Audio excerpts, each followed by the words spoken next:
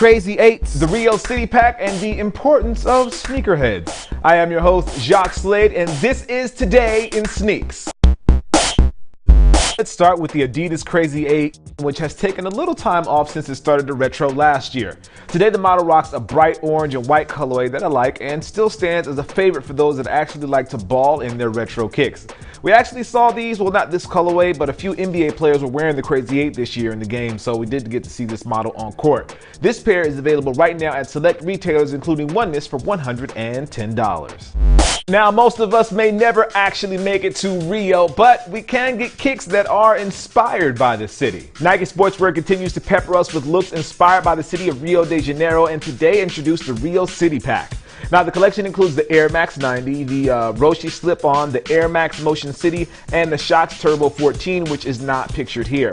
The collection features a nice mix of blues, yellows, blacks, and greens, which fit right in with the Brazil theme. You can look for the full collection to release on May 30th for $80 or between $80 and $210. Do sneakerheads really matter? Well, that's a tough question to answer, but Matt Powell over at Forbes, he gave it a go today. As I said before, the article was written by Matt Powell and it's up on Forbes right now, and it takes a purely by the numbers approach to the sneakerhead community, and at the end of the day says that sneakerheads don't really matter much in the grand scheme of things. It's estimated that last year the sports footwear industry made about $20 billion last year.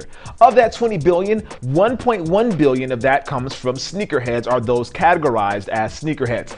Basically, that means only 5% of the overall total is from the sneakerhead community. Of that $1.1 billion, it's made up of marquee basketball, Jordan, retro, and collaborations. Now, that does not take into account runners, which sneakerheads wear, and trainers, which I know sneakerheads as well, which could also inflate that $1.1 billion number to a lot more. The second thing is, what exactly is a sneakerhead? Is it someone that buys hype shoes? Is it someone that has a lot of shoes? Is it someone that plays sports and buys basketball shoes? Is it a LeBron fan? Is it a Kobe fan? Is it a Roger Federer fan? What exactly is a sneakerhead? That variable makes a huge difference in how that number stacks up. Another thing that Matt said is that sneakerheads and the sneakerhead press really don't have a lot of impact on the overall industry. Now, while I can understand Matt's perspective on this, I do think it's a little bit short-sighted.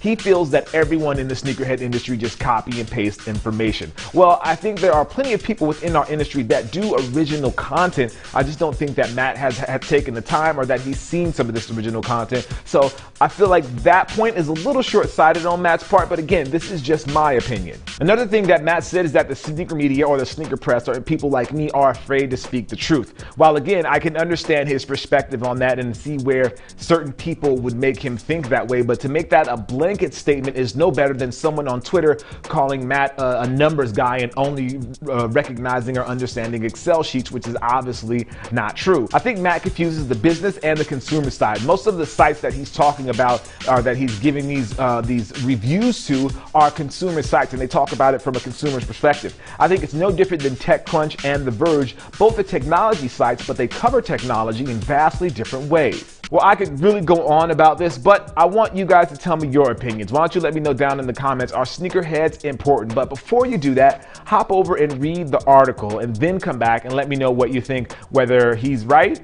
he's wrong, he's kind of right, he's kind of wrong. Either way, let me know down in the comments. Well, that's going to do it for the show today. I am your host, Jacques Slade. This is Today in Sneaks. As always, I appreciate you, and I'll see you soon.